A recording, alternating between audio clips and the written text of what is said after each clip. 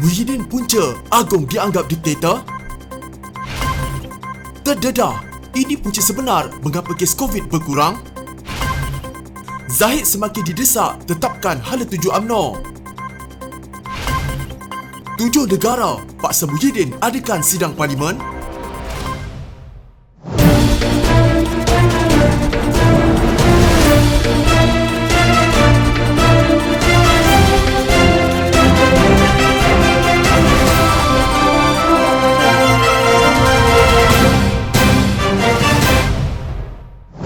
Dr. Mahathir Mohamad mendakwa Kerajaan Perikatan Nasional pimpinan Perdana Menteri Muhyiddin Yassin membuatkan jadi Pertuan Agong nampak seperti diktator. Dalam satu siaran langsung khas, bekas Perdana Menteri itu berkata, ordinan darurat yang tidak membenarkan sesiapa mempersoal darurat di mahkamah bererti kerajaan memerintah dengan kuku besi. Dengan menggunakan nama Agong menggambarkan Agong sebagai diktator yang zalim. Sebaliknya, undang-undang ini diperbuat oleh kerajaan Muhyiddin, katanya. Sementara itu, Mahathir turut mendakwa kerajaan Muhyiddin telah berbohong bahawa kononnya memerlukan darurat untuk membendung COVID-19. Sebaliknya, tindakan itu hanya kerana mahu kekal berkuasa sebagai Perdana Menteri. Menurutnya, ini terbukti apabila sejak darurat diisytiharkan, tiada satu pun tindakan yang diambil dalam membantras COVID-19 menggunakan undang-undang darurat. Sebaliknya hanya melalui perundangan biasa. Katanya dengan adanya kuasa, kerajaan boleh melakukan apa sahaja termasuk menggantung parlimen, membuat undang-undang. Malah pentadbiran Kerajaan Perikatan Nasional tidak boleh dicabar termasuk kuasa Perdana Menteri dengan alasan itu kehendak Agong. Warta kerajaan mengguna nama jadi Pertuan Agong supaya Muhyiddin dilindungi dengan pengekalan kuasa Perdana Menteri.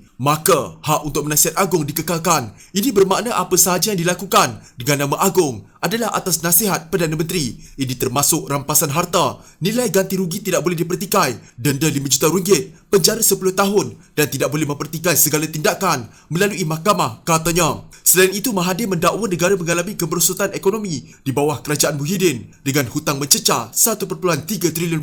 Katanya pertumbuhan ekonomi turut merosot pada paras tertinggi iaitu 5.6%, manakala jumlah menganggur meningkat kepada 773,000 orang. Firma-firma juga mengalami kerugian dan pinjaman tak berbayar (NPL) berjumlah RM29 bilion. Ramai pekerja dan peniaga kecil hilang pendapatan. Mereka tidak dapat beli makanan untuk diri sendiri dan ahli keluarga. Berbilion dolar pelaburan asing sekarang disalur ke negara jiran. Pelabur di Malaysia juga berpindah ke negara lain. Pengisytiharan darurat itu sendiri menakutkan pelabur, katanya. Bekas Perdana Menteri Najib Razak menuntut penjelasan kerajaan berhubung penurunan ketara jumlah baru kes positif COVID-19, iaitu jika penurunan itu berkait dengan jumlah saringan yang dikurangkan. Katanya, rakyat Malaysia menyambut baik penurunan jumlah kes baru COVID-19 yang diumum setiap hari, tetapi rakyat juga berhak tahu jika penurunan itu adalah akibat jumlah saringan yang banyak dikurangkan. Ramai masih tertanya-tanya kenapa jumlah kes positif turun begitu ketara, tetapi jumlah kluster baru dikesan setiap hari tetap tinggi. Sebab ini soal kesihatan awam, kita harap Kementerian Kesihatan juga akan memberi data bagi jumlah saringan dibuat serta kadar positif terkini apabila mengumumkan jumlah kes positif setiap hari, kata Najib dalam satu hantaran di Facebooknya. Semalam, Malaysia terus merekodkan penurunan kes baru jangkitan wabak COVID-19 dalam tempoh 24 jam dengan mencatatkan 2,176 kes positif. Untuk rekod, ini merupakan kali ketiga kes baru kurang daripada angka 3,000 dalam bulan ini dengan 2,464 kes baru dilaporkan pada Ahad, manakala 2,764 kes dicatatkan pada 9 Februari. Ketua Pengarah Kesihatan Dr. Nur Hisham Abdullah berkata, ini menjadikan jumlah kumulatif kes di seluruh negara setakat ini adalah 266,445 kes dengan kes aktif sebanyak 47,135.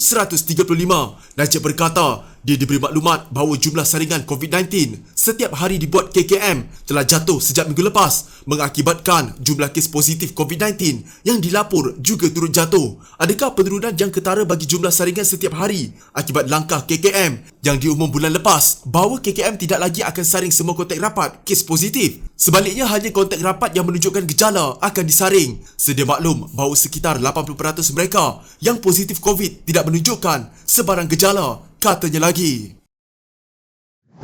Tidak risau dengan cakap-cakap yang timbul beberapa bulan lalu, Presiden UMNO Ahmad Zahid Hamidi memberi jaminan parti itu memiliki hala tuju yang jelas. Ada yang resah dan bertanya, UMNO seolah-olah tiada hala tuju. Apa yang Presiden UMNO lakukan? Ke mana UMNO mahu dikemudi? Saya faham keresahan ini, katanya dalam satu catatan di Facebook. Zahid berkata, Hala tuju utama UMNO buat masa ini adalah memperkasakan Barisan Nasional bagi menghadapi PRU ke-15 dan mengukuhkan hubungan dengan pihak yang benar-benar jujur dan ikhlas untuk bekerjasama dengan gabungan itu. Dengan hala tuju itu, dia berkata UMNO memiliki strategi sendiri. Cumanya ia bukan lagi strategi politik sekiranya semua pihak terutama lawan tahu apa yang UMNO sedang dan akan lakukan. Strategi UMNO tidak boleh statik, rigid, kaku dan kejang. Strategi UMNO tidak boleh skema tetapi perlu bijaksana, katanya lagi. Antara yang pernah membangkitkan soal hala tuju UMNO adalah timbalan presidennya Muhammad Hassan pada Oktober lalu, susulan dipinggirkan selepas PRN Sabah. Tahun ini pula timbul pula soal kerjasama dengan PKR, terutama dengan presidennya Anwar Ibrahim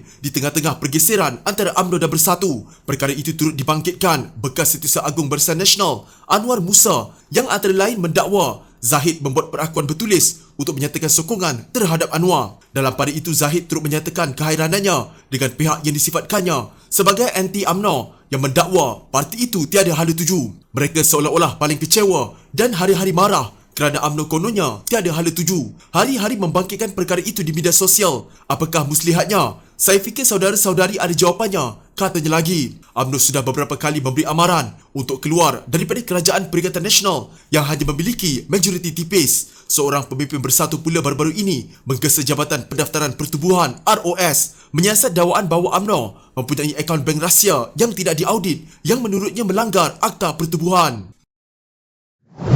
Sejumlah 90 ahli parlimen daripada 7 negara ASEAN menggesa Yang di-Pertuan Agong dan Perdana Menteri untuk membenarkan parlimen bersidang tanpa sekatan secepat mungkin. Dalam satu kenyataan bersama, mereka berkata persidangan parlimen penting untuk memastikan kebertanggungjawaban kerajaan menilai langkah darurat, melindungi hak asasi dan menyumbang ke arah proses membuat keputusan berkenaan dasar utama. Kenyataan itu ditandatangani ahli parlimen daripada Thailand, Indonesia, Timor Leste, Kemboja, Filipina dan Singapura. Kuasa darurat Malaysia jelas tidak menepati piawaian antarabangsa yang sedia ada dan mewujudkan keadaan di mana kebertanggungjawaban kerajaan amat terhad dengan salah guna kuasa mungkin berlaku. Sebagai badan yang menyuarakan kehendak rakyat, parlimen mempunyai kedudukan utama dalam demokrasi yang berfungsi dan pengantungannya pada masa ini telah menidakkan penglibatan awam dalam proses membuat keputusan. Ini membimbangkan terutamanya di saat sebarang keputusan kerajaan akan meninggalkan kesan berkekalan terhadap hidup rakyat menurut kenyataan. Kata mereka lagi, sekarang waktu yang amat penting untuk parlimen berfungsi dengan cekap dan memantau terhadap sebarang risiko salah guna kuasa. Susulan proklamasi darurat oleh Perdana Menteri Muhyiddin Yassin bulan lalu atas dasar melawan penularan wabak COVID-19 yang kian meningkat, sidang parlimen dan DUN digantung sehingga tempoh yang dirasakan sesuai oleh Agong. Perintah darurat berkuat kuasa sehingga Ogos dan tertakluk kepada Syur Jawatankuasa Khas yang dianggotai 19 ahli daripada pelbagai latar belakang termasuk 3 ahli parlimen pembangkang. Menurut mereka, menyuarakan kebimbangan berhubung kuasa tambahan kepada Angkatan Tentera ketika tempoh darurat untuk menangkap warga asing tanpa dokumen di sempadan negara. Kami ingin mengingatkan pihak berkuasa bagi menjamin darurat tidak digunakan untuk menekan hak asasi atau merampas institusi demokrasi yang sepatutnya wajar dan bersekadar untuk menangani ancaman yang ingin dikekangnya dalam hal ini bagi mengekang penularan COVID-19. Kuasa seumpama itu perlu bersifat sementara, tertakluk kepada pengawasan kehakiman dan legislatif yang berkesan dan tidak menyasarkan golongan tertentu, kata mereka. Jika anda mempunyai gejala seperti demam, batuk dan sesak nafas, jangan berlengah untuk terus ke klinik atau hospital bagi menjalani ujian saringan. Bersama kita tangani wabak COVID-19.